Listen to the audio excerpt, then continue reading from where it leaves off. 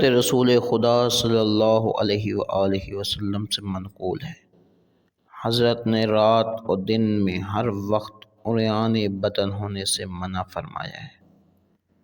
حضرت امام علی علیہ السلام سے منقول ہے، جس وقت مرد برہنہ ہوتا ہے تو شیطان اس کو وسوسوں میں مبتلا کر دیتا ہے۔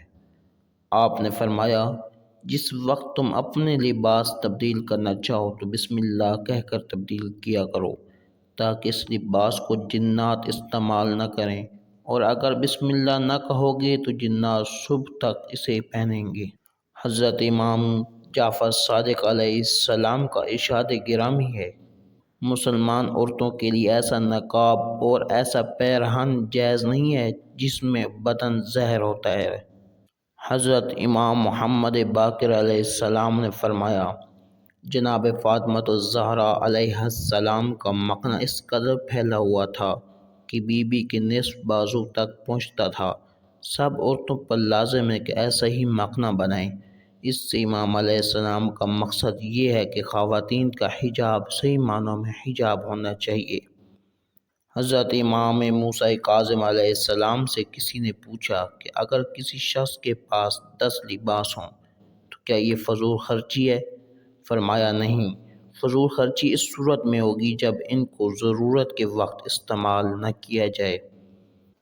حضرت امام محمد باقر علیہ السلام نے فرمایا، نفیس اور عمدہ لباس پہننے سے دشمن ذلیل ہوتے ہیں۔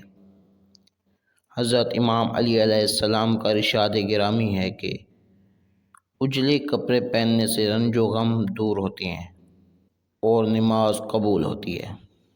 ایک شخص حضرت امام جعفر صادق علیہ السلام کی خدمت میں آیا کہ حضرت نے اپنے گریبان میں پیوند لگا رکھا ہے۔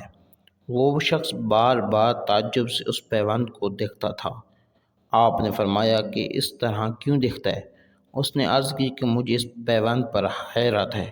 امام علیہ السلام کی ایک کتاب سامنے رکھی تھی، آپ نے فرمایا اسے پڑھ لے۔ اس میں لکھا تھا کہ جس شخص میں حیا نہیں اس کا ایمان نہیں ہے، جسے اپنی آمدنی کا اندازہ نہیں وہ مالدار نہیں ہو سکتا، جس کے پاس پرانا کپڑا نہ ہو اس کا نیا کپڑا نہیں رہ سکتا۔